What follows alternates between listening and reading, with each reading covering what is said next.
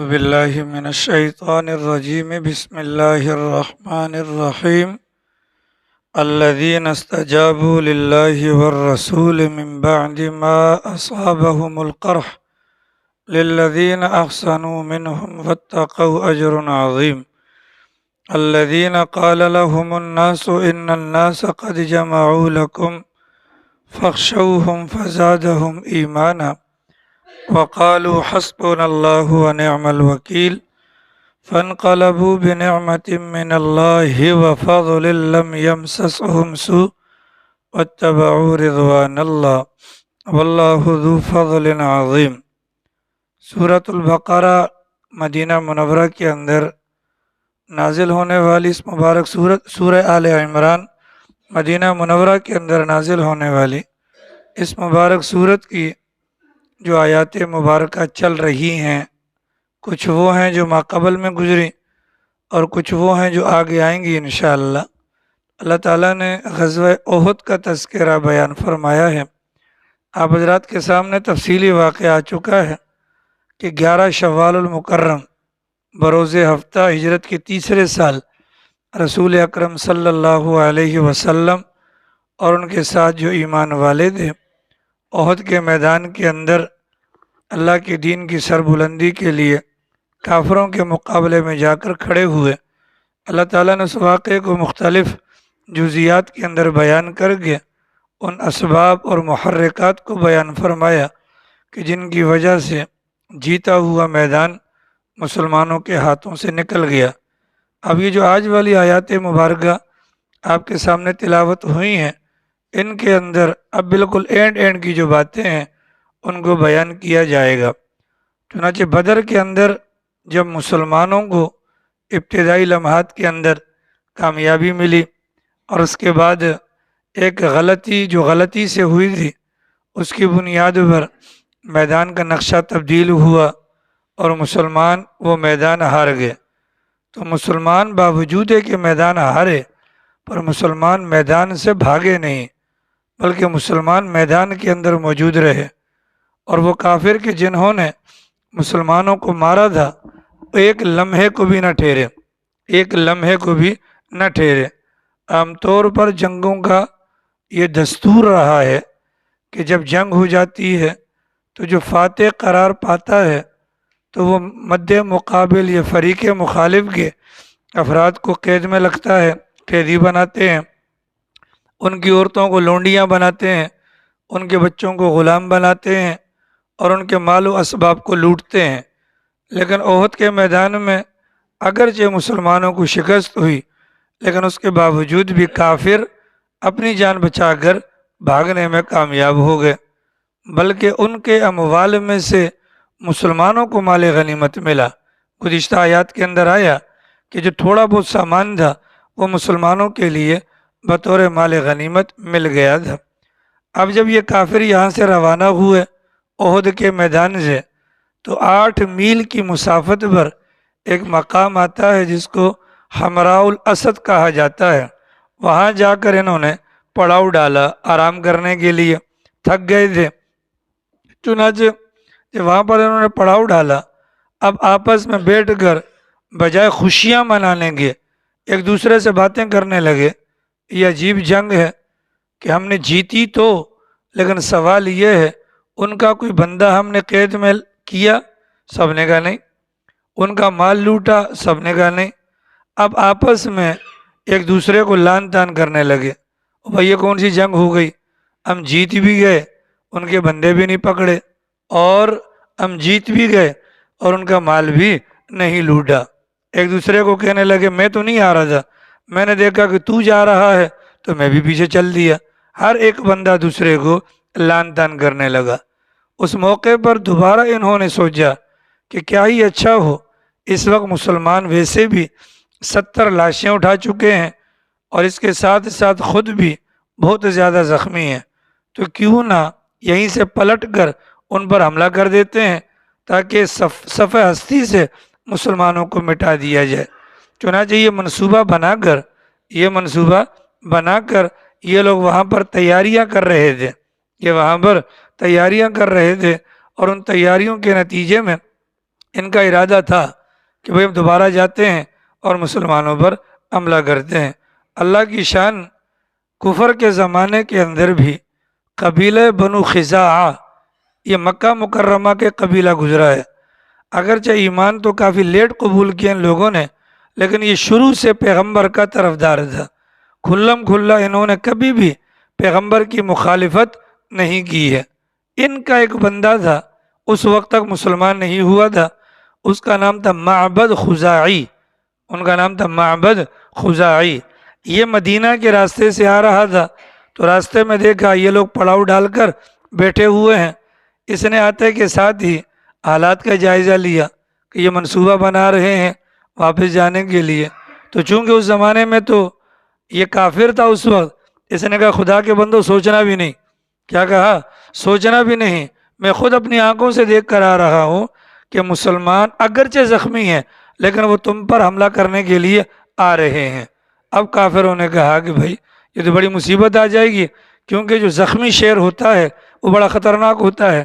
اللہ تعالیٰ نے معبد خزاعی کے جملے سے ان کافروں کے دل میں رعب ڈال دیا۔ اب وہ ارادہ تو کینسل ہو گیا، یعنی پلٹ کر حملہ کرنے والا۔ انہوں نے دوسری چال چلی، کافروں نے دوسری چال چلی۔ مکہ مکرمہ سے ایک تجارتی قافلہ تھا جو مدینہ منورہ جا رہا تھا، چنانچہ اس قافلے کے اندر ایک بندہ تھا، وہ بھی اس وقت تک مسلمان نہیں ہوا تھا، بعد میں رضی اللہ عنہ بن گئے۔ ان کا نام تھا نعیم بن عبداللہ اشجعی۔ سیرت کے دروس میں آپ نے یہ نام سنا ہوگا۔ تو یہ نعیم بن عبداللہ جو تھا، اس کو کافروں نے کہا تم مدینہ منورہ جاؤ اور وہاں جا کر مسلمانوں کو کہو کہ کافروں کا بہت بڑا لشکر آ رہا ہے مکہ سے، وہ تمہیں صفحہ ہستی سے مٹا دے گا، تم ہمارا یہ کام کرو، ہم تمہیں 10 اونٹ دیں گے۔ ہم تمہیں کیا کریں گے؟ 10 اونٹ دیں گے۔ یہ لالچ دے کر یہاں سے ان کو روانہ کیا گیا۔ چنانچہ لالچ کے نتیجے میں کیا معاملات ہوئے ان کو بھی اللہ تعالیٰ نے یہاں پر بیان کیا۔ اللہ کے نبی کو وحی کے ذریعے سے پتہ چل گیا کہ یہ لوگ دوبارہ حملہ آور ہونے کا ارادہ رکھتے ہیں، تو نبی پاک علیہ السلام نے حضرات صحابہ کرام سے کہا چلو ان کا تعاقب کرتے ہیں، قبل اس کے کہ وہ ہم پر آ کر حملہ آور ہو ہم خود چل پڑتے ہیں۔ چنانچہ پیغمبر کی پکار پر حضرات صحابہ کرام تیار ہو گئے۔ ان کی تیاری کے نتیجے میں اللہ تعالیٰ نے کافروں کے دل میں ایسا رعب ڈالا کہ وہ دم دبا کر بھاگ گئے۔ اللہ تعالیٰ نے اسی بات کو بیان کیا، الذین، وہ لوگ یعنی ایمان والے، یا وہ لوگ یعنی صحابہ، استجابوا للہ، جنہوں نے اللہ اور اس کے رسول کی پکار کو قبول کیا، یعنی جواب دیا، تو جواب وہی ہوگا جو قبول والا ہوگا۔ میں آپ سے کہتا ہوں پانی لاؤ، میں آپ سے کہتا ہوں پانی لاؤ، آپ کہتے ہیں جی، لیکن پانی لے کر نہیں آ رہے، تو سننا نہ سننا برابر ہوگا۔ تو حضرات صحابہ کرام نے کیا کیا؟ اللہ کے نبی کی پکار کا جواب دیا۔ کسی ایک صحابی نے بھی نہیں کہا سرکار ہم تو پہلے ہی زخموں سے چور چور ہیں، ابھی مزید کیا کریں گے، نہیں، ایسا کچھ بھی نہیں کہا، بلکہ پکار کا جواب دیا۔ من بعد ما اصابہم القرح، بعد اس کے ان تمام کے تمام صحابہ کراموں کو زخم پہنچ چکے تھے، زخمی تھے، اور اس کے باوجود چنانچہ کتابوں میں لکھا ہے کہ حضرات صحابہ کرام جب میدان احد سے نکلے تو کسی کے بازو پر پٹی تھی تو کسی کے سر پر پٹی تھی، لیکن پیغمبر علیہ السلام کے فرمان کے بموجب وہ وہاں سے روانہ ہوئے۔ للذین احسنوا، اللہ تعالیٰ فرماتے ہیں یہی ہیں وہ لوگ کہ جنہوں نے نیکی کمائی ہے، جنہوں نے کیا کیا ہے؟ نیکی کمائی ہے، پیغمبر کے حکم پر نکل پڑے، یہی بہت بڑی بات ہے۔ اس حالت میں جبکہ 70 لاشیں سامنے پڑے ہوں اور ساتھ میں زخمی بھی ہوں۔ منہم واتقوا اجر عظیم، ان میں سے جو نکلے ہیں، مطلب سارے نکلے ہیں، ان کے لیے کیا ہے؟ نیکی بھی ہے، اور ان کے دل کے اندر جو تقوی ہے نا، تقوی، اس تقوی نے ان کو مجبور کیا آگے جانے کے لیے۔ اللہ کی طرف سے ان کو کیا مل گیا؟ اجر عظیم، بڑا اجر مل گیا۔ اللہ تعالیٰ کی طرف سے کیا مل گیا؟ اجر مل گیا۔ اللہ تعالیٰ آزماتا ہے، ہر جگہ پر اللہ کام میں نہیں لاتا۔ تو یہ ایک آزمائش تھی نا، یہ ایک آزمائش تھی۔ صحابہ تیار ہو گئے، اللہ تعالیٰ نے ان کو بچا بھی لیا۔ اللہ تعالیٰ احساس فرماتے ہیں کہ نہیں فرماتے؟ بولو، کھانے میں نمک تیز ہو گیا تھا، کھانے میں نمک تیز ہو گیا تھا تو شوہر بیوی پر ہاتھ اٹھا چکا تھا لیکن مارنے کی دیر تھی، تو یہ سوچ کر اس بیچاری سے بھی غلطی ہو گئی ہوگی، ہاتھ کو نیچے کیا، اللہ تعالیٰ نے اس عمل پر اس بندے کی بخشش کا فیصلہ فرمایا۔ وجہ کیا ہے؟ اس بندے نے اس بندی کا احساس کیا۔ تو بندہ بندی کا احساس کرے تو اللہ نجات دیتا ہے، تو کیا خیال ہے اس اللہ کو خود احساس نہیں ہوگا لازماً ہوگا۔ لیکن اللہ تعالیٰ جذبات دیکھتے ہیں۔ ایک بندہ گھر سے نکلا نماز پڑھنے کے لیے، نماز پڑھنے کے لیے صاف ستھرے کپڑے پہن کر، چنانچہ مسجد کے دروازے پر جیسے ہی پہنچا تو مسجد کے دروازے کے باہر گندا پانی پڑا ہوا تھا۔ شیطان اس بندے کو مسجد میں آنے نہیں دینا چاہ رہا تھا، چنانچہ کیا کیا، جیسے بندہ آتا یہ بیچ میں پتھر مارتا، گندا پانی اس کے بدن پہ لگتا، وہ بندہ وہاں سے واپس گیا، کپڑے بھی چینج کیے اور نہا کر نیا سوٹ پہن کے آ گیا۔ دوبارہ شیطان نے حرکت کی، تیسری مرتبہ کی، چوتھی، یہاں تک کہ 7 مرتبہ کی۔ 7ویں مرتبہ کے بعد 8ویں مرتبہ شیطان خود اس بندے کو اٹھا کر اندر لے کر آیا۔ ٹھیک ہے، خود شیطان اندر اٹھا کر لایا تو آنے والے نے کہا تو کون کہ جو نیکی کا کام کر رہا ہے؟ کہا میں شیطان ہوں۔ کہا کون ہوں؟ شیطان ہوں۔ کہا کہ تو نیکی کے کام کے لیے، کہا کہ یہ جو 7 مرتبہ تیرا آنا جانا تھا نا، اس جذبے کو اللہ نے اتنا قبول کیا، تو نماز پڑھ لے گا تجھے اتنا اجر نہیں ملے گا جتنا اس جذبے پر اللہ تجھے اجر دے گا۔ اللہ اس بات کی قدر کرتے ہیں، اللہ تعالیٰ ہر جگہ پر بندے کو آزماتے نہیں کہ لازماً میدان میں جانا پڑے گا، نہیں، بلکہ اللہ تعالیٰ کی طرف سے یہ آزمائش ہے۔ الذین قال لهم الناس، وہ وہاں سے جو بندہ آیا تھا نعیم بن عبداللہ اشجعی، جس نے 10 اونٹوں کے لالچ میں، بعد میں وہ رضی اللہ عنہ ہو گئے تھے لیکن یہ حالت کفر کی بات ہے، 10 اونٹوں کے لالچ میں مسلمانوں کو کہا تھا کہ بڑا لشکر آ رہا ہے۔ اللہ تعالیٰ نے وہ بات بھی نقل کی۔ اس کی بات سن کر صحابہ نے کیا کہا؟ فرمایا الذین قال لهم الناس، وہ ہیں مسلمان کہ جن سے جب کہتے ہیں لوگ ان الناس قد جمعوا لکم، تمہارے لیے بڑا لشکر لوگ جمع کر رہے ہیں، فخشوہم، ڈرو ان سے، یعنی مقابلے کی تم تاب نہیں لا سکو گے، فزادہم ایمانا، تو اللہ تعالیٰ صحابہ کرام کے حالت کو بیان فرماتے ہیں، اتنی خوفناک خبر سن کر صحابہ کا ایمان بڑھ گیا، اور صحابہ کی زبان پر کیا آیا؟ حسبنا اللہ و نعم الوکیل۔ ٹھیک ہے، زخموں سے چور چور، لیکن اس موقع پر زبان پر کیا آیا؟ حسبنا اللہ، ہمارے لیے ہمارا اللہ ہی کافی ہے، و نعم الوکیل، اور ہمارے لیے ہمارا اللہ ہی بہترین کارساز ہے۔ ٹھیک ہے، حضرت ابراہیم علیہ السلام جانتے ہیں، نامی گرامی پیغمبر ہیں، جانتے تو ہوں گے۔ حضرت ابراہیم علیہ السلام کو آگ میں ڈالنے کے لیے منصوبہ بنایا گیا۔ آپ حضرات نے واقعہ سنا ہوگا، آگ جلائی گئی، بہت بڑا لاوا تھا، آگ میں ڈالیں کیسے؟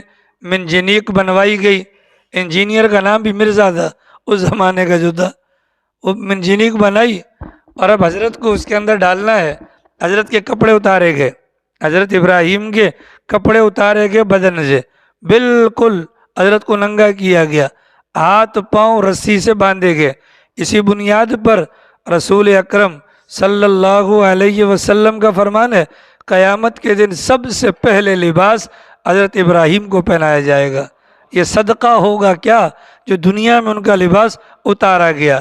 سب سے پہلے قیامت والے دن ہوش میں آنے والے حضرت موسیٰ ہوں گے، وہ جو وہاں پر اللہ میاں کی تجلی کی وجہ سے ان پر بے ہوشی آ گئی تھی نا، اس بنیاد پر وہ کل قیامت والے دن سب سے پہلے ہوش میں آئیں گے۔ بہرحال وہ یہاں پر معاملات یہ تھے، حضرت کو رسی سے باندھا گیا، ہاتھ پاؤں باندھ دیے گئے اور حضرت کے کپڑے اتار دیے گئے۔ وہاں سے چھپکلی آ گئی، وہاں سے کون آ گئی؟ چھپکلی آ گئی۔ چھپکلی سمجھتے ہیں؟ چھپکلی وہ جو گھر کی دیواروں پر ہوتی ہے، چھپکلی آ گئی۔ یہ چھپکلی پھونکے مارنے لگی، پھونک مارنے کا مقصد تاکہ آگ میں اضافہ ہو جائے۔ آگ مزید بھڑک جائے۔ حالانکہ چھپکلی کی پھونک کیا ہوگی، لیکن بہرحال بغض اور نفرت اس کے دل میں موجود تھا، آج تک اس پر لعنت برس رہی ہے۔ اور اس کے مد مقابل چڑیا کی مانند ایک پرندہ تھا جس کو اردو زبان میں کالی کرتات کہتے ہیں، چڑیا کہہ لیں، لمبی چونچ والا ہوتا ہے۔ اس نے اپنی چونچ کے ذریعے سے اس آگ پر پانی پھینکا تھا۔ چنانچہ وہاں پر بھی معترضین نے اعتراض کیا تھا کہ تیرے اس پانی کے قطرے سے کیا ہوگا؟ کہ مجھے پتہ ہے کچھ نہیں ہوگا، صرف یہ کرنے کا مقصد اللہ کے خلیل کی مدد ہے، اللہ کے خلیل کی مدد ہے، باقی مدد تو اللہ نے خود کرنی ہے۔ چنانچہ ہمارے بڑے بھی فرماتے ہیں اس پرندے سے سبق سیکھا جائے، اس پرندے سے سبق سیکھا جائے تو ہمارے ہی جو چونچ ہے منہ کے اندر، اس چونچ کے اندر اتنا پانی ملا لیں کہ جو دین اسلام کی آبیاری کے لیے کام آ جائے۔ بہرحال حضرت کو پھینکنے کی مکمل تیاری تھی۔ حضرت جبرائیل تشریف لائے۔ حضرت جبرائیل نے اس موقع پر کہا کہ حضرت کوئی امداد کی ضرورت ہو، تو اس موقع پر حضرت ابراہیم کی زبان پر جو کلمات جاری ہوئے تھے وہ کیا تھے؟ حسبی اللہ و نعم الوکیل۔ ایک ہوتا ہے حسبنا اللہ، یہاں پر ہے حسبنا اللہ، اور حضرت نے کیا فرمایا تھا؟ حسبی اللہ۔ اور قرآن کریم میں دونوں جملے موجود ہیں۔ اگر ایک بندہ اپنی ذات کے حوالے سے اللہ تعالیٰ سے دعا مانگنا چاہے تو یوں کہے حسبی اللہ و نعم الوکیل، میرے لیے میرا اللہ کافی ہے۔ اور ایک بندہ سب کی جانب سے کہے تو اس موقع پر کیا کہے گا؟ حسبنا اللہ و نعم الوکیل۔ ٹھیک ہے، تو وہاں پر یہ جملہ حضرت ابراہیم کے سامنے ان کی زبان سے نکلا تو اللہ تعالیٰ کی براہ راست مدد آئی کہ نہیں آئی؟ بولیے، آگ جو جلانے کا کام کرتی ہے، لیکن وہی آگ جو ہے نا وہ اللہ تعالیٰ نے باغ و بہار بنا دیا۔ چنانچہ کتابوں کے اندر آتا ہے حضرت ابراہیم سے پوچھا گیا زندگی کے بہترین ایام، فرمایا وہ جو میں نے آگ کے اندر گزارے تھے۔ ہماری سمجھ میں؟ تو پیچھے جملہ کیا تھا؟ حسبنا اللہ۔ چنانچہ حسبی اللہ و نعم الوکیل۔ تو مارکیٹ کے اندر بہت ساری کتابیں ملتی ہیں، ہمارے بزرگوں کے تجربات کے اندر یہ معمولات میں شامل تھا، حسبنا اللہ و نعم الوکیل۔ جنگ آزادی کے اندر ہندوستان میں کئی حضرات کے واقعات ملتے ہیں، غالباً ایک تھے، نام میرے ذہن سے نکل گیا، وہ فرماتے ہیں میں گھر سے نکلا تو میرا معمول تھا کہ نکلتے ہوئے دعا پڑھنے کے ساتھ ساتھ حسبنا اللہ و نعم الوکیل پڑھتا رہتا تھا۔ اسٹیٹ فائر مارتے تھے انگریز جتنے بھی تھے، تو کہتے ہیں یہ پڑھتے ہوئے میں جا رہا تھا، انگریز آیا، اس نے میرے ماتھے پر رکھ کر گولی ماری، یہاں سے ماری، یہاں سے نکل گئی، میری زبان پر پھر بھی کیا تھا؟ حسبنا اللہ و نعم الوکیل۔ اس گولی کے نتیجے میں اللہ نے مجھے موت نہیں دی۔ تو اس کلمے کی بڑی برکتیں ہیں۔ نتیجہ کیا ہوا؟ صحابہ نے جب یہ کہا حسبنا اللہ و نعم الوکیل، فانقلبوا بنعمت من اللہ، اس کا نتیجہ کیا ہوا؟ اللہ کی نعمت، اللہ کے فضل کے ساتھ بغیر کسی تکلیف کے یہ صحابہ کرام واپس لوٹے، یہاں سے نکل گئے، صحابہ پہنچ گئے اس جگہ پر جہاں پر کافر کھڑے ہوئے تھے، بیٹھے ہوئے تھے۔ کافروں کو جب پتہ چلا پیچھے سے آ رہے ہیں کافر، یہاں سے 9 2 11 ہو گئے، مسلمان آئے 16 17 18 19 شوال، 3 دن تک وہیں پر پڑاؤ ڈالا، مسلمان بھاگے نہیں، وہیں پر پڑاؤ ڈالا۔ اور وہاں سے وہ جو مکہ سے جو قافلہ آ رہا تھا، سامان تجارت لے کر آ رہا تھا، تو یہاں پر جو موجود صحابہ کرام تھے ان کو اونے پونے میں یہ سامان بھی مل گیا، سامان بھی سستا مل گیا۔ اللہ نے فرمایا فانقلبوا، اس مقام حمراء الاسد سے حضرات صحابہ کرام لوٹے بنعمت من اللہ، اللہ کی نعمت، اللہ نے مزید پریشانی سے بچایا، وفضل، روزی بھی مل گئی، لم یمسسہم بسوء، وگرنہ صحابہ کو یہ سامان لینے کے لیے سفر کرنا پڑتا، اللہ نے گھر کے اندر پہنچا دیا۔ واتبعوا رضوان اللہ، صحابہ کرام نے کیا کیا؟ اللہ کی رضا کی پیروی کی۔ واللہ ذو فضل عظیم، اور اللہ تعالیٰ کیا ہیں؟ بڑے فضل والے ہیں، اللہ تعالیٰ کیا ہیں؟ بڑے فضل والے ہیں۔ انما ذالکم الشیطان، وہ جو بندہ وہاں سے آیا تھا نعیم بن عبداللہ اشجعی، جو کہہ رہا تھا کافر بہت بڑا لاؤ لشکر لے کر آ رہے ہیں، فرمایا انما ذالکم الشیطان، یہ پختہ بات تو شیطان کی ہے، شیطان ڈراتا ہے، یخوف اولیاء، اپنے اولیاء کے ذریعے سے دوسروں کو ڈراتا ہے۔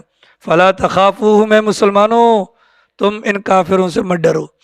کافروں سے کیا بات ہو رہی ہے جی؟ یہ واقعہ کون سا چل رہا ہے؟ ہاں بولو، شاباش، ٹھیک ہے نا، توجہ ہے؟ ہاں، فلا تخافوہم، مت ڈرو ان سے، وخافون، مجھ سے ڈرو، ان کنتم مؤمنین، اگر تم ایمان والے ہو۔ اگر تم کیا ہو؟ کتابوں کے اندر لکھا ہے اگر بندہ ایمان والا ہوگا اللہ کی نصرت لازمی آئے گی، اگر ایمان والا ہوگا، اور اگر ایمان والا نہیں ہوگا تو پھر اللہ تعالیٰ کی طرف سے کوئی مدد کا وعدہ نہیں ہے۔ لہٰذا اپنے ایمان کو بنانے کی ضرورت ہے۔ وَلَا يَحْزُنْكَ الَّذِينَ يُسَارِعُونَ فِي الْكُفْرِ، نبی پاک علیہ السلام کی دلی تمنا یہی تھی کوئی بندہ بھی جہنم میں جانے والا نہ بن جائے۔ تو وہ جو 1000 مدینے سے نکلے تھے ان میں سے 700 تو مخلص اور باقی جو 300 منافق تھے، پیغمبر اس وجہ سے بڑے غمگین تھے کہ یہ کیوں الگ ہو گئے۔ ظاہر ہے ان کے الگ ہونے کا مطلب کفر ہے، اور پیغمبر نہیں چاہتے کہ کسی کو کافر رہنے دیا جائے۔ تو اللہ کے نبی علیہ السلام کو تسلی دی گئی، وَلَا يَحْزُنْكَ الَّذِينَ، اے پیغمبر صلی اللہ علیہ وسلم آپ غمزدہ نہ ہوں، الذین، ان لوگوں کے بارے میں، یسارعون، جو دوڑتے ہیں، فی الکفر، کفر کے اندر جانے کے لیے۔ گویا کہ جو پیغمبر سے پیچھے رہا تو وہ کافر ہو گیا۔ انہم لن یضروا اللہ شیئا، یہ جو پیچھے گئے ہیں یہ اللہ میاں کا نقصان نہیں کر سکتے، یہ اللہ میاں کا نقصان نہیں کر سکتے۔ یرید اللہ، اللہ یہ چاہتا ہے، اللہ یہ چاہتا ہے۔ جیسے میں نے کل آپ کو کہا کہ ہمارے پاس بہانے ہیں قرآن نہ پڑھنے کے، یہ میں کہہ رہا ہوں کہ میں قرآن نہیں پڑھوں گا، میرے پاس ٹائم نہیں ہے۔ اگلا سوال یہ ہے ہم قرآن نہیں پڑھ رہے یا قرآن ہمیں پڑھنے نہیں دیتا؟ آ رہی ہے؟ یرید اللہ، یرید اللہ، اللہ یہ چاہتا ہے، اللہ یجعل لہم، کہ نہ رکھے ایسے لوگوں کے لیے جو پیغمبر کی مخالفت کر رہے ہیں، حظاً فی الآخرہ، آخرت کے اندر کوئی بھی حصہ۔ ٹھیک ہے؟ اب اگر اللہ نہیں چاہتا، اگر اللہ نہیں چاہتا تو کوئی بندہ کام کر سکتا ہے؟ بولو، اس بنیاد پر اللہ تعالیٰ سے کیا مانگنا چاہیے؟ بھئی آپ داڑھی نہیں رکھ رہے، بس یہ آپ دعا کریں، بھئی اللہ تیری شکل کو پیغمبر کی شکل جیسی بنانا نہیں چاہتا تو سوچ تجھ سے اتنا بڑا کون سا گناہ ہو گیا۔ سوچنا چاہیے نا۔ بولو بولو، یہ بات تو کنفرم ہے کہ پورا واقعہ ہمیں سبق دے رہا ہے کہ غلطی سے غلطی ہوئی ہے، اس کے باوجود اللہ کی مدد کا ہاتھ اٹھ گیا نا۔ اور یہ واقعہ 1444 سال کے بعد بیان کروانے کا مقصد کیا ہے؟ مقصد یہ ہے کہ سوچ لینا اللہ کی رشتہ داری کسی کے ساتھ نہیں ہے، اللہ تعالیٰ کا تعلق اگر کسی کے ساتھ ہے تو اللہ اور نبی کی تابعداری میں ہے، اللہ اور نبی کی۔ ابھی بہت سارے لوگ ہیں وہ نمازوں میں نہیں آتے، بس یہ کپڑے پاک نہیں ہوتے، ایک بہانہ ہے، کپڑے پاک نہیں ہوتے۔ بھئی آپ کے بچے کیا کریں جی؟ مانتے نہیں ہیں۔ ٹھیک ہے حضرت، اگر آپ منوانا چاہیں، اللہ نے انسان کو ایسی پاور دی ہے، اگر یہ تہیہ کر لے نا، اگر یہ تہیہ کر لے تو پہاڑ کو بھی جگہ سے سرکا دیتا ہے۔ اللہ نے انسان کو طاقت دی ہے، انسان اللہ کا خلیفہ ہے، اور خلیفہ کمزور نہیں ہوتا، خلیفہ کمزور نہیں ہوتا۔ آ رہی سمجھ میں؟ آ رہی سمجھ نہیں آ رہی؟ ہاں۔ چنانچہ جنگل کے اندر کبوتر نے گھونسلہ بنایا ہوا تھا اور اندر اس کے بچے تھے، اور کبوتر جو ہے وہ دانہ چگنے کے لیے گیا تھا، واپس آیا تو بچوں نے پریشانی کے ساتھ اپنی ماں کو کہانی سنائی، اماں آج 2 بندے باتیں کر رہے تھے اور کہہ رہے تھے اس درخت کو کل آ کر میں کاٹ دوں گا، کل آؤں گا اپنے دوست کو لاؤں گا اور درخت کو کاٹ دوں گا، ہمارا گھر برباد ہو جائے گا۔ کبوتر نے کہا ٹینشن کی بات نہیں ہے، وہ کل نہیں آئے گا۔ کل آئی، واقعتاً وہ بندہ نہیں آیا۔ چند دنوں کے بعد دوبارہ بچوں نے کہا اماں آج پھر وہ آیا تھا اور وہ کہہ رہا تھا کہ کل میں نے اپنے دوست کو بلوایا ہے، وہ لازمی آئے گا اور میں درخت کو کاٹ دوں گا۔ اماں پریشانی ہے، کہا وہ کل نہیں آئے گا۔ پھر وہ کل نہیں آیا۔ پھر ایک دن وہ آیا، کبوتر جب واپس آیا تو اس کے بچوں نے کہا اماں آج وہ آیا تھا اور کہہ رہا تھا کہ میرے سارے دوست دھوکے باز ہیں، کل میں خود آؤں گا اور درخت کاٹوں گا۔ تو ماں بھی پریشان ہو گئی اور کہا کہ چلو بچہ اب ہمیں یہاں سے جانا پڑے گا، اس لیے کہ اب اس بندے نے اپنی ذات پر بھروسہ کرنا شروع کر دیا ہے، اور انسان اگر اپنی ذات پر اعتماد کر لے تو وہ بڑے سے بڑا کام کر جاتا ہے۔ آ رہی سمجھ میں؟ تو اگر ہم یہ کہتے ہیں نا کہ جی ہم سے یہ نہیں ہوتا وہ نہیں ہوتا، تو یہ نہ سوچا کرے ہوتا نہیں، یوں سوچا کرے اللہ کرنے نہیں دیتا۔ آ رہی ہے؟ حسن بصری سب کے تو رحمہ اللہ، ان کے پاس کوئی نوجوان آیا کہ حضرت والا صبح فجر میں آنکھ نہیں کھلتی، تہجد پڑھی نہیں جاتی، تو کہا برخوردار دن کے معاملات میں اللہ میاں کے ساتھ تعلقات بہتر رکھو، اللہ رات میں اٹھنے کی توفیق دے دیں گے۔ آ رہی سمجھ شریفہ میں؟ تو جو کہہ رہے ہیں کہ فجر میں بچے نہیں اٹھتے، تو دن میں آپ نے کبھی بچوں پر غور و فکر کیا ہے؟ بھائی نیند تو سب کو آتی ہے، یہ میرا بیٹا ہے ٹھیک ہے، تو صبح اس کو اٹھانا پڑتا ہے، خود سے تو یہ بھی نہیں اٹھے گا۔ اگر میں آج تک اگر نمازی بنا ہوں تو رب کعبہ کی قسم یہ میرے باپ کے پیچھے محنت ہے۔ آ رہی سمجھ میں؟ اگر میں نمازی بنا ہوں تو مدرسے میں پڑھنے کی وجہ سے نہیں، بھائی مدرسے کے اندر تعلیم ہوتی ہے، بات ختم۔ اس ماحول کے اندر نماز پڑھنا کوئی دشوار نہیں، جماعت کے اندر تہجد پڑھنا کوئی دشوار تو نہیں ہے۔ اصل معاملہ گھر کا ہے، اور گھر کا بڑا اگر ذمہ داری نبھائے گا تو پھر بچہ نمازی بن جائے گا۔ بولو اب صبح اٹھ کے ہم اپنے بچوں کو کون اٹھاتا ہے؟ ہاتھ کھڑے کرو۔